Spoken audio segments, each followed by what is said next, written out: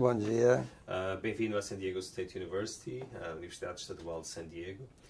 É um grande prazer, uma grande honra tê-lo aqui para falar com os nossos estudantes e também para participar neste conjunto de entrevistas que vão constituir um arquivo digital de cultura contemporânea portuguesa e brasileira. Então, talvez devemos começar por falar do elefante na sala, não é? Que é, por circunstâncias do acaso, o Luís veio à San Diego State no dia a seguir à eleição de Jair Bolsonaro como futuro presidente do Brasil, não é? A sua conferência hoje à tarde intitula-se Democracia em Crise e o que pode e o que deve a cultura fazer, ou o que faz a cultura. Eu se calhar começava pela primeira parte, a eleição, e gostava de lhe pedir a sua leitura sobre os resultados da eleição, o que lhe parece que vão ser as consequências para a sociedade brasileira, e a sua opinião genérica sobre estes resultados. Bom, E o que levou até aqui, talvez. Sim. Antes de mais nada, agradeço muito esse convite, né? E realmente é uma coincidência muito interessante estar aqui no dia seguinte a um momento histórico, porque o Jair Bolsonaro, quer dizer, a eleição do Jair Bolsonaro representa, neste momento, digamos assim, um momento de absoluta dúvida, porque ele é eleito com um discurso absolutamente antidemocrático, que é uma contradição interessantíssima, né? E com um discurso de ódio, de intolerância contra as minorias, né? E isso significa que provavelmente muitas daquelas pequenas conquistas que houve durante os governos Fernando Henrique, Lula e Dilma, eles possam ser varridos do mapa, como ele tem dito, né? Banir, né, as pessoas, banir as conquistas. Então, eu acho que é um momento muito preocupante. Evidentemente que nós não podemos adivinhar o futuro. O futuro é impossível adivinhar. Mas, diante do que nós temos hoje, ou seja, diante do discurso dele, diante da prática que ele vem demonstrando, de como que as pessoas que diretamente estão ligadas a ele têm se manifestado, eu acho que é um futuro bastante sombrio, infelizmente. Não vejo, sinceramente, com nenhuma relativização isso. Eu acho que o nosso futuro é sombrio e nós vamos passar tempos aí bastante preocupantes, inclusive de integridade física mesmo, de algumas pessoas. Então, e como é que se chega aqui? Essa se calhar é a pergunta que eu poderia fazer. Como já disse, não dá para adivinhar o futuro, há coisas que já foram prometidas, inclusive, e obviamente eu partilho dessa preocupação até com segurança física de vários grupos, em particular minorias. Sim. Mas então a outra pergunta é como é que se chega aqui, não é? Como é que o Brasil chega a esta situação? Não é só o Brasil que está numa situação de escolher candidatos ou líderes de direita ultraconservadora, ou mesmo quando não são ultraconservadores, mas bastante à direita, e que chegam a alegar que vão hipotecar direitos e garantias. Como é que o Brasil chega aqui neste contexto? Qual é a sua leitura? Olha, eu acho que quem dera que as coisas fossem simplistas, né? Não são. Então, não há uma resposta única para isso. Há uma série de fatores que temos que levar em consideração para entender o fenômeno Bolsonaro. O primeiro deles é que a sociedade brasileira é uma sociedade conservadora, extremamente conservadora, que, na verdade, assim, que vai contrariar aquela imagem do Brasil, um país liberal, de costumes, etc. E tal. Não é, nunca foi. O Brasil é um país extremamente conservador, com uma história política violentíssima, né? Nós somos uma sucessão de ditaduras com pequenos interregnos de democracia, né? Isso é um ponto. Outro ponto é que, por várias razões, nasceu um sentimento anti-Lula, na verdade, muito mais que antipetista, um sentimento anti-Lula na sociedade brasileira, que também contribui para este momento que nós estamos vivendo. E é curioso porque esse movimento anti-Lula é tanto da classe média, média e média alta, que se sentiram extremamente incomodados com as conquistas que houve durante o governo Lula, mas também das pessoas que conseguiram um patamar melhor na sociedade durante o governo Lula, mas que perderam isso durante a crise e que voltaram a uma situação de insegurança financeira e que também se voltaram contra o governo Lula. Tem outra parte que é pessoas que ficaram muito decepcionadas com como o PT geriu esse patrimônio que ele conseguiu até então, né, que geriu mal e com muitos escândalos de corrupção. Não é um dado do PT, é um dado da história brasileira, mas que por meio de uma mídia muito conservadora e aliada aos interesses conservadores, acabou parecendo que foi o PT que inaugurou esse momento de corrupção, né? E então, assim, uma conjunção de fatores, além do que pessoas que votam no Bolsonaro por razões de segurança, ou seja, o Brasil é um país hoje extremamente violento, um dos países mais violentos do mundo, e a resolução da questão da segurança não é simples, ela é complexa, mas vem um sujeito dizendo que resolve isso de uma maneira simples, que é armando a população, e aquelas pessoas que se sentem seguras, elas acabam aderindo a essa ideia que não vai absolutamente resolver nada. Ou seja, vários fatores, né, que levam a esse momento que nós estamos vivendo. E também, evidentemente, não podemos deixar de lembrar que também um pouco parte disso é responsabilidade da esquerda brasileira, que não soube criar um discurso que pudesse confrontar esse discurso da direita brasileira. Então, eu acho que é muito complexo. Sim. Não, e com certeza também não espero que o Luís esteja resolvendo aqui uma situação. Sim, eu acho que passa um pouco por aí, né, nessa complexidade. Deve ter outros fatores que eu não mencionei, evidentemente, mas eu acho que parte deles está nesse imbróglio. Não, e obrigado por responder também a essa pergunta, porque, enfim, estamos exatamente em cima do momento, é muito difícil saber como vão ser os próximos dias, Sim. inclusive, se vai haver um período de graça, inclusive, para este Presidente ou não. Eu pessoalmente duvido. Também duvido. Mas agradeço então por ter respondido. Eu só tenho um pouco a referência aos seus livros, mas vou fazê-la agora. Não é? O Luís é obviamente conhecido pela sua prosa, pela sua ficção em particular, também pela sua crónica.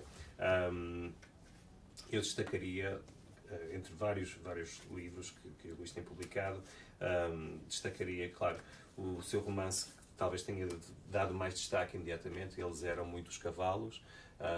Uma das edições deste romance, que entretanto foi traduzido para inglês também, está publicado nos Estados Unidos, e que trata da realidade de um dia na vida da cidade de São Paulo, sob perspectivas muito diferentes, membros de comunidades diferentes, e já falaremos um pouco disso. Um outro romance de Luís, Estive em Lisboa e Lembrei de Você, que aborda a questão da imigração, da comunidade da diáspora brasileira, de facto. Sim. E uma das imigrações mais habituais na tradição histórica brasileira, que é aquela que vai para Portugal também. E, por outro lado, também com esse interesse na imigração, mas ao mesmo tempo com esse interesse no proletariado, o romance Inferno Provisório, que é uma reunião de 5 dos títulos que o Luís foi publicando independentes uns dos outros, e que aqui receberam, digamos, uma lombada comum, não é? Sim. E um tema comum, na verdade. Também com esse interesse de um DNA relacionado, DNA do Brasil, relacionado, inclusive, também com essa violência, até, que já mencionou, e que é bem patente logo desde o início do livro, não é? Eu mencionaria aqui apenas Minha Primeira Vez, o título fantástico, A Minha Primeira Vez, foi a primeira vez do Luís Rufato, como leitor, como leitor, quando pega o seu primeiro livro, não é? E que reúne várias das crónicas que publica regularmente na imprensa, não é? Sim. Como jornalista também. Vários outros livros que se poderiam mencionar, inclusive eu mencionarei este porque acabou de ser publicado nos Estados Unidos, De mim já nem se lembra. Entretanto, nos Estados Unidos saiu a edição Unremembering Me, acabou de sair agora pela Tagus Press também. E entre outros livros como A Cidade de Dorme, mais recente, não é? Sim. E As Flores Artificiais também do Luís. Então, nós começamos por falar da questão política, por assim dizer, da eleição, e hoje a sua conferência, como eu disse, é sobre a democracia em crise, e a segunda parte do título, ou subtítulo, é o que pode e o que faz a cultura. Então, começamos por falar de algo que talvez seja um contexto mais dúbio, não é? Uma situação mais difícil. A pergunta que eu faço é o que é que pode fazer a cultura, de facto, não é? O que é que faz e o que é que pode a cultura fazer? Há uma expressão que você usa numa das crónicas aqui, que é o poder transformador da literatura, em particular. Sim. Queres falar, ou pode falar um pouco sobre esse poder e sobre quais são essas conquistas que a cultura consegue? Eu acho que na história da humanidade nós vivemos assim um ciclo, né, de trevas e de luzes, né? Infelizmente, às vezes mais trevas do que luzes, mas as luzes, elas acontecem sempre porque, mesmo durante as trevas, algumas pessoas continuam acreditando no poder da cultura como resistência à barbárie, né? E eu gosto muito de pensar que, no meu caso especificamente, foi isso que aconteceu também. Eu era um pequeno animal selvagem e que fui iluminado pela leitura, né, de uma maneira bastante estranha, mas de qualquer maneira foi uma iluminação pela leitura. E o fato de eu ter começado a ler literatura fez com que eu começasse a compreender que eu existia primeiro, ou seja, eu comecei a ter uma subjetividade, e a partir do momento que eu tive uma subjetividade, eu pude compreender melhor o mundo, poder compreender a complexidade do mundo.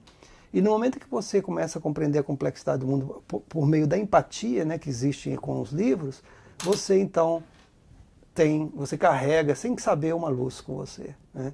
E eu acho que esse é o papel, o que a cultura pode fazer nos momentos de barbárie, né? É de se manter como resistência da luz no momento de treva, manter uma racionalidade no momento que tudo torna-se irracional, né?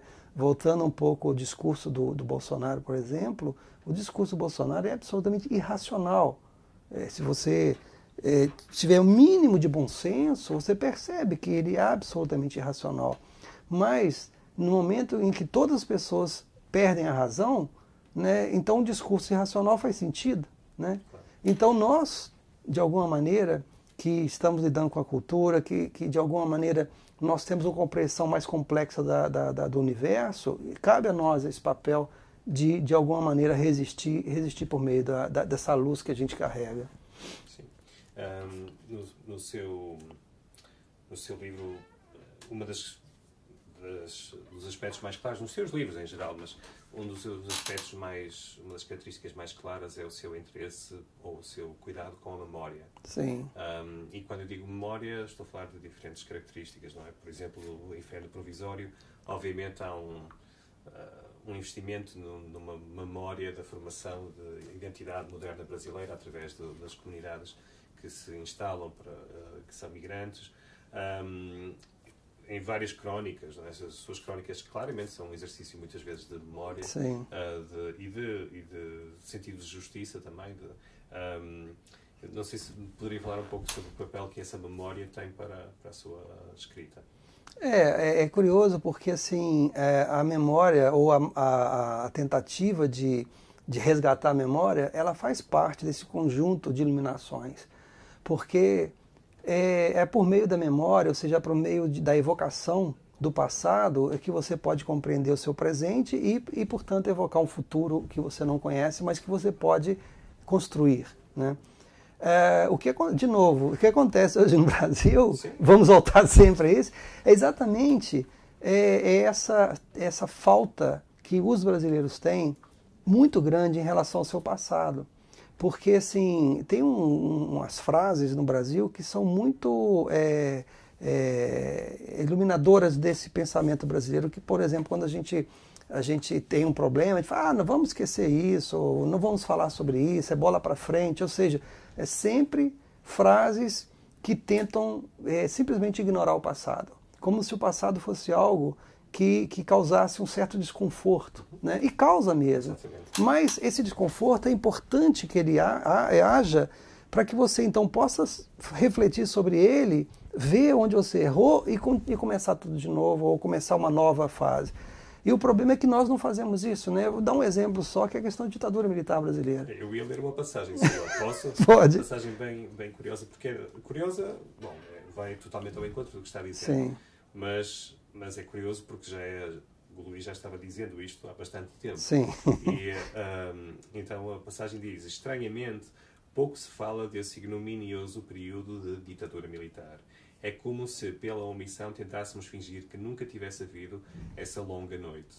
Enfim, para não esquecermos nunca, para estarmos sempre alertas contra os atentados à nossa débil democracia, deixo aqui este breve registro. Não queria tirar as palavras... Não, mas é exatamente isso. Ou seja, se nós fingimos que não existe um passado, nós vamos repetir sempre os nossos mesmos erros, né? Eu chamo isso, inclusive depois de uma crônica mais recente, eu chamava de o Brasil neurótico, né? Que a neurose é exatamente isso, né? Você repetir uma resposta a diferentes situações, mas é a mesma resposta porque você não conseguiu resolver uma questão no passado. E nós fazemos isso. Quer dizer, todas as vezes que tem uma crise, o que a gente faz? Autoritarismo. É a nossa única resposta. A gente não consegue ter uma complexidade assim de oferecer 4 ou 5 caminhos diferentes para você escolher. Não, é sempre um único caminho. É autoritarismo. Sim, e no caso do Brasil, a questão da memória torna-se particularmente marcante em termos da falta de consequências que foram retiradas em relação à ditadura militar, em particular. Não é? É difícil ter uma memória quando não se chegou a conclusões específicas sobre quem fez o quê, quando, em que contexto. Como viu estes esforços das comissões de verdade que foram sendo feitos ao longo dos últimos anos no Brasil e qual lhe parece ter sido o impacto que esses resultados tiveram? Então, a Comissão da Verdade, sem dúvida alguma, é importantíssima, né? Porque ela está tentando resgatar esse passado e oferecê-lo para que nós possamos discuti-lo e aí sim caminhar para frente. O problema é que esse conjunto de informações ele não chega até a sociedade, né? Ou a sociedade não está interessada em discuti-los, né? Você vê, por exemplo, que um dos discursos do Bolsonaro era exatamente de relativizar o passado, dizendo, olha, tudo bem, foram mortos guerrilheiros, mas também foram mortos militares. Ou seja, ninguém tem dúvida disso, mas só que o Estado brasileiro que paga os militares é uma coisa, os guerrilheiros que lutaram contra a injustiça, contra a ditadura militar é outra coisa. Eles são duas figuras, são conceitos completamente diferentes, né? E ele iguala isso para dizer, olha, eu não tenho que ficar pensando sobre isso. Ou se vamos pensar sobre isso, também temos que indenizar as pessoas que morreram, etc. e tal. Então, o problema é que, infelizmente, a classe política brasileira sempre teve muito deslocada do resto da população, inclusive a esquerda. Isso é uma crítica que eu faço de maneira geral. Inclusive a esquerda esteve sempre muito deslocada da população, né? Há uma idealização de quem são as pessoas no Brasil, de tal maneira assim, que você constrói discursos que são discursos que ficam, que permanecem naquele pequeno grupo. O que deveria ter havido, e acho que agora, infelizmente, com a subida do Bolsonaro não vai acontecer, é que isso fosse exaustivamente discutido na sociedade, inclusive como acontece na Argentina, né? Isso fosse assim, as pessoas que tiveram envolvimento com tortura, com repressão, tinham que ser punidas, severamente punidas, e não como o Bolsonaro fez durante o impeachment do golpe contra a Dilma, né?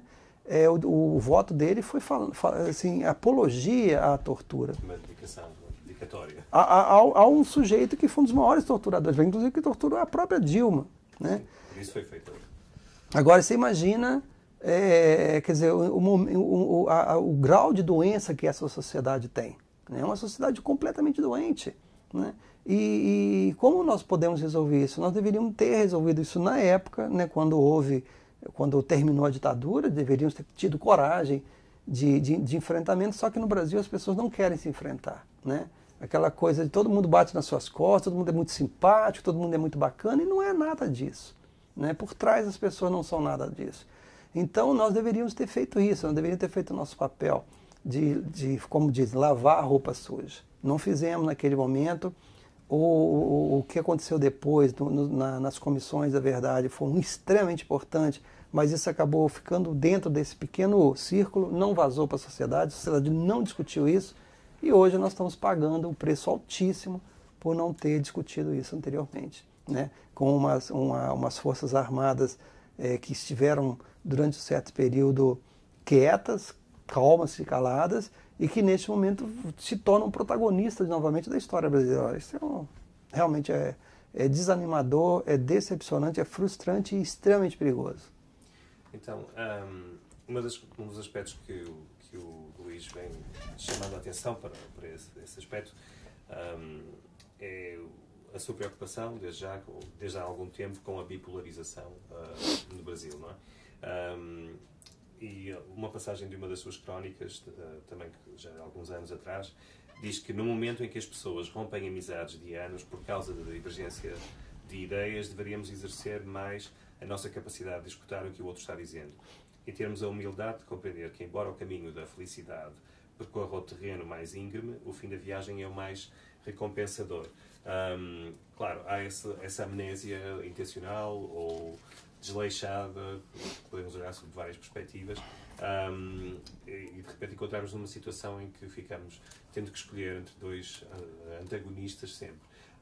O Brasil até tem, sempre que há eleições, há uma grande quantidade de candidatos, então a bipolarização nesse sentido, à primeira vista não existe, mas depois na prática existe. Sim, não é? sim. E no cotidiano existe mesmo. Então essa bipolarização, mais do que política ou partidária, é entre grupos sociais, é uma bipolarização entre mais remediados e menos remediados. O que você diria que está na base da bipolarização brasileira? De certa maneira você respondeu um pouquinho. Não, então, mas essa questão é muito curiosa e importante, porque assim, eu sou voto vencido nisso, mas eu tenho tentado chamar a atenção que todas as questões relacionadas a reivindicações específicas, elas vão sempre esbarrar numa reivindicação maior que é classista. Porque, veja bem, para mim é muito claro que a situação de um gay de classe média alta, ela é diferente da situação de um gay de classe média baixa. Só que, aparentemente, há um descolamento disso. Não, sabe? Há uma reivindicação do movimento gay que passa, que esquece essa linha que divide a sociedade brasileira. Não estou falando do movimento gay, mas é qualquer movimento negro, as mulheres, etc. Todos eles esbarram nessa linha muito clara que existe na sociedade brasileira, que é classista. Então, eu tenho a impressão que nos últimos anos, ou nos últimos tempos, nós não temos conseguido uma pauta coletiva exatamente por isso. A gente esbarra sempre, a gente tem ultrapassado esse limite sem perceber que esse limite é fundamental para compreender a sociedade brasileira. A sociedade brasileira é classista. A primeira coisa que aqueles milhões de pessoas, que nunca se sabe quantas pessoas, foram milhões de pessoas que saíram do mapa da pobreza e passaram a fazer parte de uma sociedade, digamos assim, mais claramente, elas se tornaram consumidoras, mas não se tornaram cidadãs. E a primeira coisa que elas fizeram foi tentar apagar o passado. Para quê? Para ser aceita como uma nova classe média, dentro de uma classe média que já existia. Ou seja... Por apagar o passado, quer dizer, apagar um pouco raízes menos afluentes. Porque, assim, nós sabemos, né, que a questão de classe não se dá apenas por quanto dinheiro você tem, mas ela também são sinais simbólicos de você pertencer ou não pertencer àquele lugar. O que eu estou dizendo é isso, você pode até conquistar um lugar melhor na sociedade do ponto de vista financeiro, mas você não vai saber trabalhar com garfo e faca como um cara que já vem daquele lugar, ou não vai vestir um terno, por mais chique e caro que ele seja, mas não é a mesma coisa de um cara que conhece aquele lugar. Então, assim, esses sinais, essas questões simbólicas são extremamente importantes para compreender a sociedade brasileira. E no momento em que você esquece, aí você realmente não vai conseguir as pautas coletivas, né? E para mim essa bipolarização ela se dá exatamente nisso, que nós temos uma sociedade extremamente estratificada e essa sociedade tem uma maneira de compreender o Estado que é completamente diferente umas das outras, né? Mas todas elas, de alguma maneira, esperam sempre que o Estado seja um Estado paternalista, um Estado que resolva os seus problemas pessoais, né? Mas, claro, cada uma das sociedades tem resolvido as suas questões de uma maneira completamente diferente. Sim, na prática, uma visão de conflito de classes está bem... que faz sentido numa sociedade em que há uma classe média muito menor do que, por exemplo, a pergunta que eu tinha que ver com a facilidade com que nós podemos fazer paralelos, por vezes superficiais, com outras realidades, por exemplo, as eleições nos Estados Unidos, onde de facto há uma classe média enorme, não é? e que estão muitas vezes com os mesmos recursos, têm opiniões em polos completamente dispares. Não parecendo ser exatamente essa a situação do Brasil, segundo a sua leitura, que se estrutura essa bipolarização mais em torno de diferença de classe. Eu acho. A gente pode fazer uma leitura, por exemplo, da eleição do Bolsonaro e ver qual classe votou em Haddad e classe votou no Bolsonaro, evidentemente com exceções, claro, sempre, porque né, existem pessoas que votam no Bolsonaro em todas as classes sociais e pessoas que votam no Haddad em todas as classes sociais. Mas se você pensar majoritariamente, quer dizer, quem votou no Bolsonaro majoritariamente visando seus próprios interesses foram a classe média alta, classe média média, parte da classe média baixa. E uma parte da classe média alta pequena, uma parte da classe média média um pouquinho maior e uma parte da classe média baixa maior ainda votou no Haddad. Isso é muito claro. Quer dizer, nós temos uma sociedade que tem interesses muito divergentes. E em todos os sentidos, não é só econômico, quer dizer, interesses... visão de que é do Estado, visão de por exemplo, hoje nós temos uma dúvida muito grande em relação a se nós vamos continuar sendo um Estado laico, porque a primeira coisa que o Bolsonaro chamou no momento da primeira, digamos, do primeiro discurso como presidente eleito foi Deus e a Bíblia, né? Ora, Deus e a Bíblia não podem ser parâmetros para uma governança. Não faz sentido. Ainda mais um Estado que se diz laico, né? E a quem interessa isso, né? Que grupos interessam isso? Então, aí você começa a mapear, né? Enfim, é uma sociedade tão complexa que às vezes a gente não consegue identificar os seus vários caminhos, os vários nichos que existem nela. Não é para principiantes. Não é para principiantes. Definitivamente não é. Então, mas uma das passagens que me ocorre, que bem divertida, na verdade, apesar de triste no fundo, é essa ideia de que a certeza, estou citando aqui o personagem Serginho do Estive em Lisboa e lembrei de você, é a certeza de que no Brasil vence o mais bem motorizado. Exatamente, ainda isso. Continua vencendo o cada mais bem motorizado. Cada vez mais.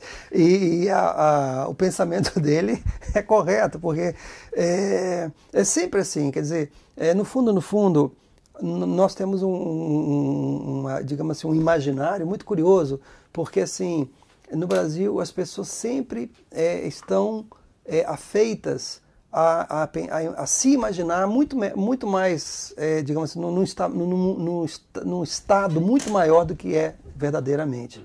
Então, por exemplo, alguém, bem que seja pobre, muito pobre, mas que conseguiu por algum motivo comprar um carro zero, um carro popular zero, essa pessoa se sente infinitamente superior a alguém que tem o mesmo carro, só que de um ano anterior. Porque ele conseguiu ele é melhor, né?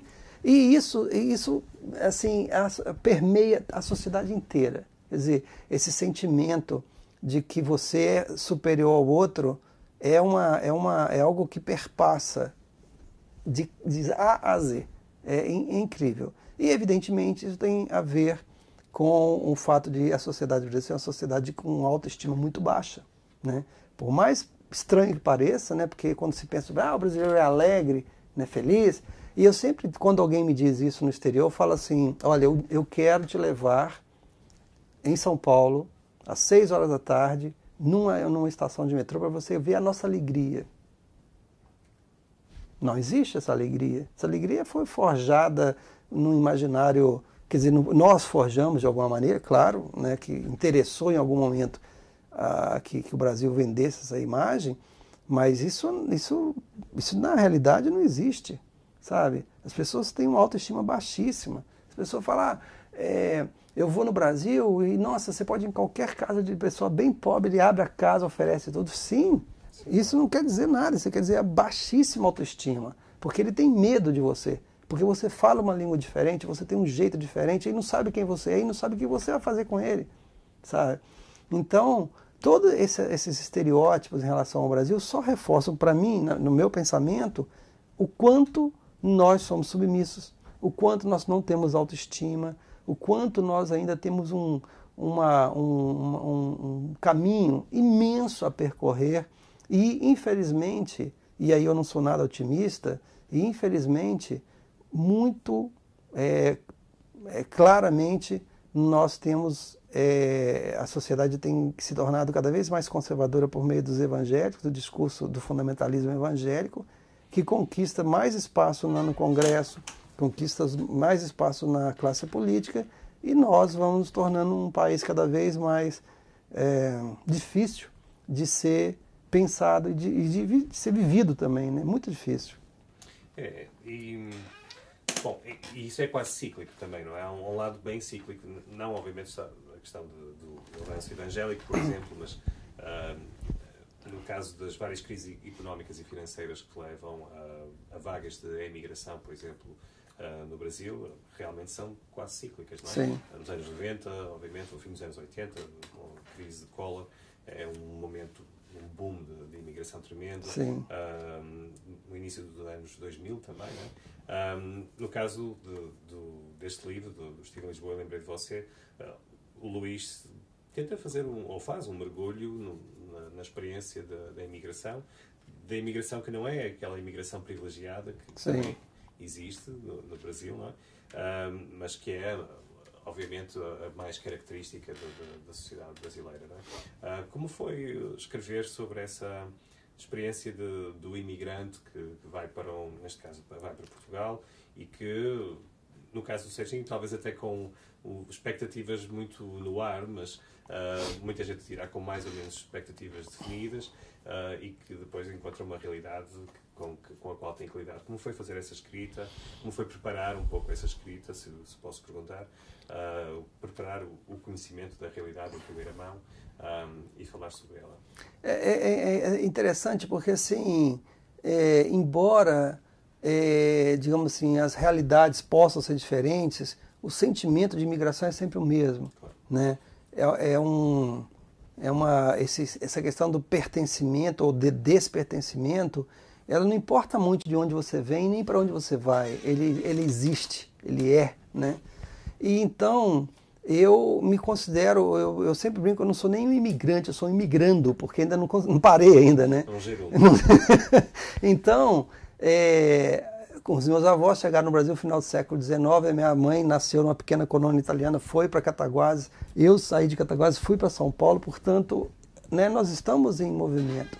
Então, o sentimento de não pertencer, o sentimento de estar num não lugar que o Serginho demonstra é meu também, né? Evidentemente com realidades diferentes, com objetividades específicas, mas o sentimento é o mesmo. O que, na verdade, eu fiz porque não faço anotação de nada, não faço entrevistas para escrever meus livros, faço absolutamente nada. Eu gosto muito que as marcas das histórias elas estejam no meu corpo, porque para mim é mais fácil trabalhar assim.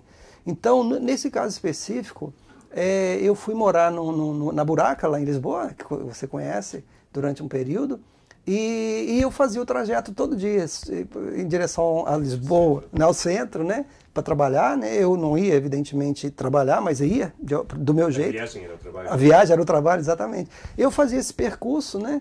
E nesse percurso eu ia vivenciando aquela situação, que é uma situação comum, por exemplo, aqui hoje, exatamente hoje, está tendo uma greve dos funcionários da Wesleyan. E eles estão ali em frente à Wesleyan, na Segunda Avenida, lá em frente com os cartazes, com o megafone. E eu tenho certeza absoluta que eu compreendo a situação deles, porque eles também são imigrantes. Entendeu? E são pobres, assim, essa questão de você não pertencer, ela é inerente a qualquer lugar, né? E então, assim, o Serginho foi importante eu ter trabalhado com ele, porque, de alguma maneira, eu exercitei um pouco essa coisa de um imigrante que sai do Brasil, que sai de Cataguases para São Paulo, sem saber o que espera, né? No caso dele, muito mais naif, né? Porque ele realmente ele tem uma certa dificuldade de compreensão do que está acontecendo com ele, porque de alguma maneira ele não tem uma subjetividade muito exacerbada, né? E então ele custa muito a compreender o que está acontecendo, inclusive na língua, quando ele encontra um colega que fala português do Brasil e fala, graças a Deus, encontrei alguém que fala a mesma língua que eu. Mas é verdade, né? Claro, é uma diferença. É uma diferença. E é uma diferença por um lado e uma semelhança por outro, né? E aí, naquele momento, eu acho que é quando ele começa realmente a perceber, sabe, onde que ele está, o que ele está fazendo ali, né? Só que como os imigrantes pobres brasileiros que vão para outros países, e mesmo dentro do Brasil, é uma tragédia porque você não consegue voltar. Claro. Por dois motivos. Não consegue voltar porque você não tem condições financeiras de voltar. E por outro lado, a vergonha de voltar derrotado. Sem essas condições. E a cena talvez mais dramática, uma das cenas mais dramáticas é com certeza quando ele entrega os passaportes, não é? Sem querer dar um spoiler, não é, do livro, mas quando entrega o passaporte. Você entrou em contacto com várias pessoas da comunidade, ou foi sempre fazendo essa observação mais Não, passiva? Sempre muito passivo, muito passivo. Mas é algo que acontece, não é? É algo que acontece. E tem verdadeira máfia, né, em Portugal que faz exatamente isso e que usa as meninas brasileiras. Na altura era uma realidade muito, muito forte, inclusive houve o período do Manifesto das Mães de Bragança, não sei se você conheceu, mas é exatamente no período do livro em que houve de facto tornou-se exponencial a imigração ou o tráfico de mulheres brasileiras para Portugal e para várias regiões do interior, o que era algo novo e muito relacionado com a construção, com o boom da construção. Sim. Na sociedade portuguesa. E às 2x3 houve um manifesto em Bragança de mulheres que se assinaram como as mães de Bragança, que estavam contra as casas de prostituição, que tinham sido construídas em redor da cidade e por onde o dinheiro estava indo, não é? Mas eu interrompi você, desculpe você. Não interrompeu. Estava falando um pouco sobre essa situação portuguesa em particular e o que pode assistir lá em termos dessas redes, não é? Eu sempre penso que quando alguém me pergunta assim, como é que eu queria ser escritor, o que eu tenho que fazer, né? Eu sempre digo, a primeira coisa, você tem que ser leitor, né? Eu não acredito em escritor que não seja anteriormente leitor. E a segunda coisa é você estar no mundo, mergulhado no mundo, sabe? Eu não acredito muito naquele escritor que se senta dentro de um escritório, sabe, longe de tudo e vai ali ter as grandes ideias. Tudo bem, pode ser que exista e deve existir mesmo, ok. Mas eu acho que, para mim, pelo menos, eu gosto de estar mergulhado no mundo, sabe? Eu gosto de estar atento e não sei porquê. O Ricardo tem uma coisa muito estranha. Porque não precisa que alguém saiba que eu sou escritor, ninguém sabe que eu sou escritor, não sou uma pessoa importante. Elas, não sei, por algum motivo... As histórias vêm ter consigo? Elas vêm ter comigo. E me contar histórias. E não é porque elas acham que eu vou escrever, porque elas nem sabem que eu sou escritor. Por algum motivo, eu não sei te explicar. Isso acontece com muitíssima frequência. Se eu estou num determinado lugar...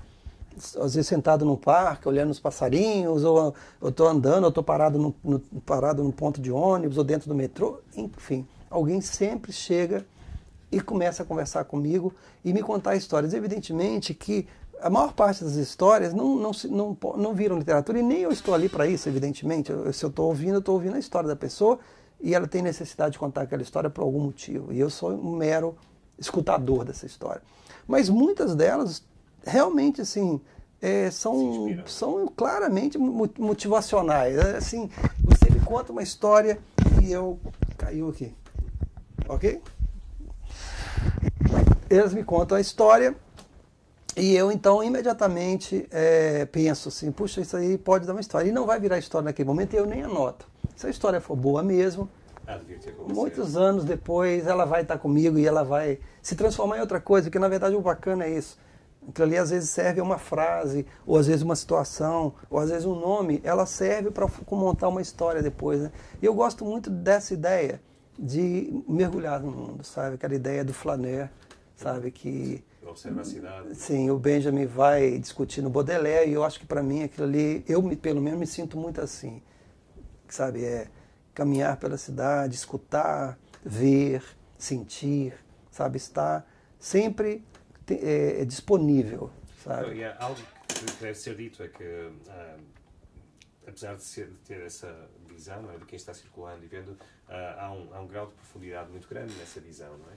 Se pensarmos no Eles Eram Muitos Cavalos, obviamente está dando voz a diferentes personagens, diferentes caracteres, umas vezes mais redondas, outras vezes mais planas, mas todos eles indivíduos, não é? Todos eles, eu diria cidadãos, mas não necessariamente. Alguns deles falta precisamente a cidadania. Sim. Muitos deles, na Muitos verdade. Deles. Então essa visão que aparece a sua visão que aparece não é apenas de uma observação exterior, contudo, é uma observação muito do âmago das suas vidas, não é? E com atenção a detalhes bem preciosos, por assim dizer, desde um capítulo que pode ter apenas os títulos da biblioteca pessoal de alguém de uma classe média alta, não é? À vivência mais privada e mais escondida também de alguém que se prostitui e que está aprendendo como aquela realidade acontece. Então, há um esforço polifónico na sua literatura, não é? Acha que a literatura é um espaço para dar voz? É isso? Eu acho que a literatura ela tem, digamos, ela é um espaço privilegiado para você representar diferentes situações, né? Evidentemente há autores que são monotemáticos e fazem isso maravilhosamente bem, né? E há outros que eu gostaria de estar dentro desse universo que usam, né, ou se deixam usar, porque eu acho que muito menos que usar, eu me deixo ser usado para tentar compreender a complexidade da sociedade por meio dessas histórias que contam, né? E é muito curioso porque, assim, o que eu diria assim, com muita tranquilidade, assim, eu não sei, sinceramente, e nem cabe a mim saber se o que eu escrevo presta ou não, do ponto de vista literário. Isso não cabe a mim saber, isso não me interessa mesmo, assim. Agora, eu acho que eu posso reivindicar um lugar que é um lugar de representar essas camadas da sociedade que foram raramente representadas, né? E eu acho que no momento em que eu faço isso, eu ofereço a oportunidade de um leitor compreender a sociedade no seu todo, porque a sociedade é feita das várias camadas, inclusive dessa. E essa não era representada. Então eu ofereço a possibilidade de perceber essa complexidade. E, portanto, eu acho que de alguma maneira eu tenho um compromisso, né, com isso. Não é um compromisso com o leitor, nem com o editor, nem com ninguém. É um compromisso com a própria literatura, né, que é de tentar ser o mais honesto possível nesse meu trabalho, né? Tanto que algumas pessoas perguntam, mas eu não entendo, você publica um livro e depois está lá revisto e mais revisto, né? O próprio Inferno Provisório, quando eu juntei os 5 volumes, eu mudei bastante. Assim, mas por que você faz isso? E é exatamente na busca de uma expressão o mais fiel possível a isso que me foi dado a representar, né? Então, assim, eu sei das minhas limitações como escritor.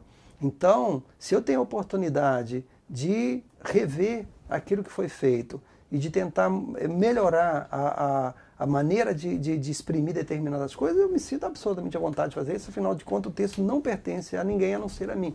né? Não, e é uma construção linguística, não é? É uma construção literária e linguística. Sim. Aliás, uma das características que a mim mais me fascina na sua escrita é precisamente a riqueza lexical. Não é? Além de tudo mais, mas esse é um dos aspectos que, digamos que poderia ser facilmente desvalorizado quando se enfatiza em particular o facto de dar voz a classes diferentes. Acaba por se esquecer por vezes que há um grande esforço, um grande labor linguístico, não é? Precisamente na tentativa de buscar registros diferentes, mas inclusive é de um ponto de vista diacrónico, não é? Sim. Lendo o Inferno Provisório, na primeira fábula inicial, que é uma fábula sobre violência familiar, sobre a absoluta violência que está no DNA desta família imigrante, neste caso, nós encontramos um vocabulário riquíssimo, regional, ou mais ou menos regional, importado por via da imigração também. Então, é um exercício que não tem nada de ingênuo, de acrescentar ou de apenas reproduzir aquelas pessoas que terão talvez uma formação linguística menos avançada, por falta de estudos, por falta de imersão na leitura. Não é? Eu vou te dar um exemplo só de como que essa ideia, que eu acho uma ideia completamente equivocada, quer dizer, as duas ideias para mim. Primeiro, a ideia de construir uma literatura sobre classe média baixa, usando o rebaixamento da linguagem, que é uma ideia para mim populista, completamente, para mim, não gosto absolutamente nada disso, e que para mim populismo é como o populismo do político. Né? E o outro é de achar que só porque você é uma pessoa pobre, você tem uma psicologia pobre e uma linguagem pobre. Aí eu vou te dar um exemplo só. Um dia, eu vi um repórter, escreveu numa matéria num jornal do Brasil, o seguinte: o grande mérito desse autor, não lembro que autor que era, é que ele consegue, com muito empenho, reproduzir a linguagem pobre das pessoas pobres. Muito bem. Por coincidência, 1 ou 2 dias depois, eu estava assistindo um jornal, o Jornal Nacional, né? E a repórter, e o fato era que uma bala perdida tinha matado o filho de uma pessoa na comunidade. E a repórter pega o microfone, põe na boca da senhora lá e fala assim: como que você está se sentindo? Né? E ela responde o seguinte: ela falou assim, a grande pena, a minha grande dor é que meu filho não teve tempo de frutificar. Aí eu pensei neste momento, aquele repórter que escreveu aquela matéria, ele não teria capacidade de criar essa frase, porque ele sim é pobre, pobre de espírito, porque essa senhora que era lá da comunidade, ela conseguiu formular muitíssimo claro, não só o pensamento dela, mas usando uma metáfora lindíssima. Ele não teve tempo de frutificar. Então, quando alguém vem me cobrar, fala, mas a sua literatura é muito sofisticada. Eu falei, sim, porque as pessoas são sofisticadas, elas são pobres. Isso não quer dizer que elas não sejam sofisticadas. Pelo contrário, até há uma grande sofisticação em poder ultrapassar várias das barreiras num dia-a-dia de forma imaginativa, linguística. Exatamente. Podendo esquivar-se, às vezes, até da própria opressão linguística que acontece. E é exatamente a opressão linguística, inclusive porque ela tem, durante um dia de trabalho de uma pessoa, ela tem que conviver com vários níveis de linguagem diferentes. Né? Porque ela tem um patrão, ela tem por exemplo, se ela trabalha numa padaria, por exemplo, ela tem lá o freguês, né? Ela tem os colegas, depois ela volta para a comunidade, ela tem os outros. Então, eu acho muito mais sofisticado, por isso que eu acho que essa senhora é muito mais sofisticada do que o sujeito que escreveu aquela matéria.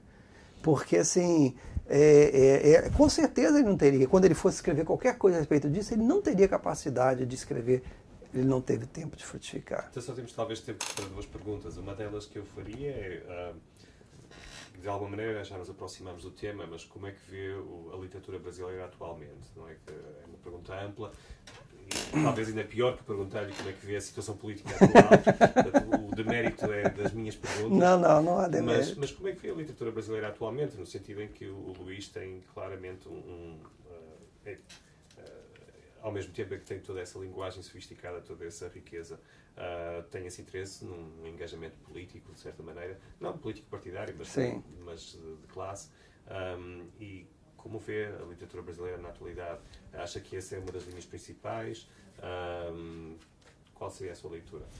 Veja, sim, é uma pergunta complexa, mas eu acho o seguinte, do ponto de vista da representação, eu acho que nós talvez estejamos vivendo um dos momentos mais ricos da história da literatura brasileira, porque, se você quiser, você vai ter assim, uma gama bastante grande de representação de diversos estamentos da sociedade, curiosamente, muito pouco da classe média baixa, né? Ainda continua sendo muito pouco mesmo, mas você tem hoje um elemento novo que eu acho importante, que são digamos assim, a autorrepresentação das comunidades, que é chamada literatura marginal. Ok, isso, né, ou seja, você tem aí um espectro bastante largo. Agora, isso não significa necessariamente que redunde em qualidade, eu estou falando em termos de quantidade, porque inclusive qualidade é algo que você não consegue mensurar no momento que está acontecendo, né? É algo que você pensa posteriormente. Então, assim, eu acho que desse ponto de vista é um momento bastante rico para a literatura brasileira. Por outro lado, eu acho que há um esforço, né, que acaba sendo um esforço que não redunda em algo muito concreto, porque, assim, de novo, a sociedade brasileira tem essa questão das classes e depois elas se tornam pequenos núcleos que quase que são autossuficientes, né? Eu acho que toda autossuficiência ela é problemática. Eu acho que no momento que você é autossuficiente, você não dialoga mais com os outros estamentos. E isso me preocupa, porque, assim, nós temos uma necessidade hoje de compartimentação tão grande da literatura que você não consegue ter uma visão panorâmica da literatura. Assim, o que está acontecendo? E essas pequenas, digamos, esses pequenos núcleos não conversam com os outros pequenos núcleos, né? Então, eu não vejo assim um engajamento muito... e nem isso não é uma cobrança, evidentemente, que cada um faz a sua vida que bem entender, mas eu não vejo, assim, por exemplo, um engajamento dos escritores em relação aos fatos políticos que ocorrem. Você encontra, evidentemente, alguns escritores que de alguma maneira tomam a frente em alguns momentos, né? Mas há uma certa relutância em assumir compromissos políticos, e que eu acho uma pena, porque esse momento é um momento extremamente importante, porque, assim, pode não haver mais espaço para a escritura. Bom, esperamos que não é? Então a pergunta que lhe faço, isto parece talvez com alguma ingenuidade, mas ou sabendo um pouco de antemão a resposta talvez, mas dizia numa das crónicas que, perdão, desde 2001 venho tentando recriar, a partir de fiapos de memória, histórias de gente sem nome e sem rosto, na ilusão de que em algum lugar alguém se lembrará da nossa passagem na Terra, pela Terra, perdão. Então, quais seriam as próximas histórias que espera e por muito tempo, mas que parecem que são ainda mais eminentemente necessárias para a sua escrita? Eu não diria para a sociedade brasileira, mas para a sua escrita em particular. Sim, eu acho que o meu próximo romance, que sai em junho do ano que vem, que se chama O Verão Tardio, é uma tentativa, ele é realista e ao mesmo tempo alegórico, porque é a história de um sujeito que volta a Cataguases, como sempre está sempre ali, e para meio que prestar contas da vida dele. E ele então tem 3 irmãos em 3 situações diferentes. Tem uma irmã que continua muito pobre, tem uma irmã que é de classe média e tem um irmão que enriqueceu, né? E eles não conversam entre si. Eles romperam há muitos anos uns com os outros, né? E cada um tem a sua vida, e cada um vê só os seus próprios interesses, que é um pouco uma alegoria da sociedade brasileira contemporânea, né? Que são classes sociais que não conversam entre si, que mesmo sendo irmãos, elas passaram a ter um profundo desinteresse umas pelas outras, e que na verdade há uma certa inveja uma das outras, porque sempre alguém acha que alguém está melhor, né?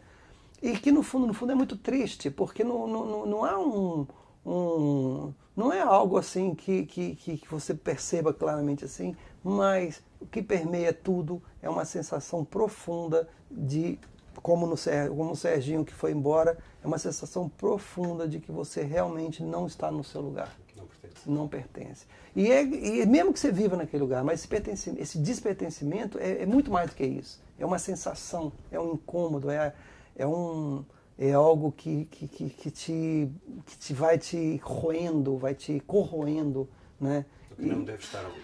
Exatamente. E aí o que acontece? Acontece que você acaba, como você não resolve seus problemas, você acha que você tem que entregar a alguém para resolver os seus problemas. Ou um pastor da igreja evangélica, ou um padre da igreja católica, também porque tem, ou a um presidente que vai resolver seus problemas, porque você se sente absolutamente incapaz de resolvê-los, né? Então, nesse sentido, eu acho que talvez tenha sido o livro mais triste que eu escrevi, nesse sentido. Porque, assim, eu ia percebendo claramente como que isso era muito mais do que aquelas 3 histórias que estão ali, era muito mais sobre o meu país, né? Era muito mais uma profunda... Alegoria, esse investimento alegórico. Um desencanto, né, com tudo, né? Terrível. Mas, enfim. Então, mas pensando, nós falamos aqui de memória, e realmente para terminar agora, mas falamos de memória e eu queria trazer algo que com certeza não espera, mas eu sei que fiquei muito surpreendido, ou positivamente surpreendido, com o facto de encontrar neste livro, na minha primeira vez, uma referência a um professor da San Diego State University, que de alguma forma eu ocupo o lugar que ele ocupou, com talentos diferentes e com valências diferentes, mas fiquei incrivelmente bem impressionado porque é um sentido de justiça muito interessante. É uma crónica em que fala com o título A Ingratidão Cultivada e dedica 3 páginas ao professor Malcolm Silberman, que lecionou na Universidade Estadual de San Diego, aqui na Califórnia, que eu não conheci, e não sei se poderia dar até como um tributo à sua memória, uma vez que estamos na universidade onde ele ajudou a criar um programa de português e de estudos brasileiros também, se queria dizer 2 ou 3 palavras sobre o contacto que teve com ele. Sim, inclusive para mim é muito emocionante, né? Porque na primeira vez que você me contatou, eu até disse, isso era muito emocionante para mim, porque eu o conheci já, infelizmente, no final da vida dele, e ele era uma pessoa extremamente generosa, de uma generosidade absurda, e ele teve um papel importantíssimo de trazer a literatura brasileira contemporânea para dentro da universidade e mostrá-la aqui nos Estados Unidos, né? E então, assim, eu acho que ele, claro, ele não fez sozinho, mas ele foi não só um pioneiro, mas uma pessoa que realmente se empenhou pessoalmente em fazer esse trabalho, inclusive escrevendo livros didáticos e tudo, né? Então, realmente, para mim é muito emocionante estar aqui, né, e poder de alguma maneira reverenciá-lo, e porque, como naquela crônica fica claro, né, a memória brasileira em relação a quem nos faz bem também ela é muito curta, né, e eu acredito que ninguém mais lembre dele, ou pouquíssimas pessoas vão se lembrar dele ainda no Brasil, embora muitos e muitos escritores devam a ele esse primeiro momento de entrada aqui nos Estados Unidos. No meio acadêmico. Então, realmente é muito, muito emocionante mesmo estar aqui. Saber que ele contribuiu, esteve aqui nesse momento. Bom, e obrigado. Então fica eu que agradeço. Como um tributo também a ele, e agradeço a si pelo seu tempo e pela disponibilidade que teve para responder a estas perguntas, algumas mal preparadas, não. Mas obrigado por tudo. Eu que agradeço, muito mesmo. Obrigado.